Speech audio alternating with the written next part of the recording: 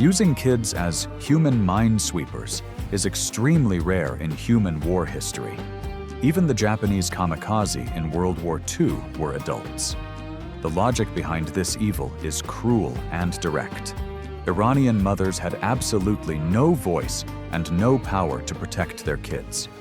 Meanwhile, to keep their male bonus, Iranian men were willing to sacrifice their own flesh and blood. So, the fight of Iranian women is an awakening born from a dead end. Their fight was never anti-religion, but anti-slavery. Taking off the scarf is not about looks or fashion. It is a desperate fight against a slave order. It is to win back the basic rights of being human.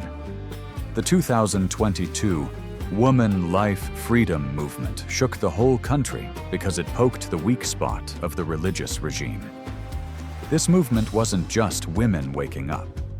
It made some men at the bottom rethink. Is the pride gained by taking away women's freedom really pride? We are happy to see that some Iranian men have woken up.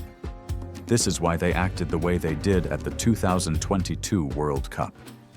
On November 21st, before the match against England, the entire Iranian team refused to sing the national anthem.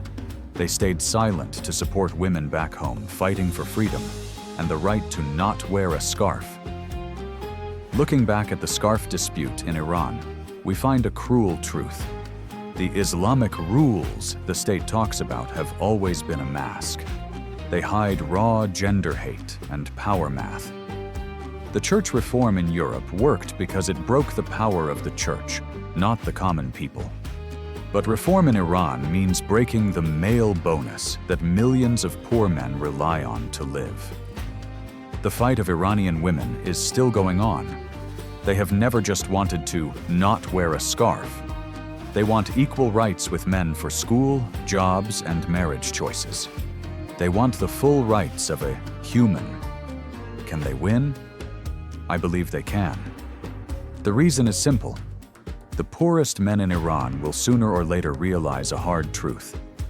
While they used religious power to turn all women into slaves, that same power turned all Iranians, even the men who thought they were the bosses, into slaves too.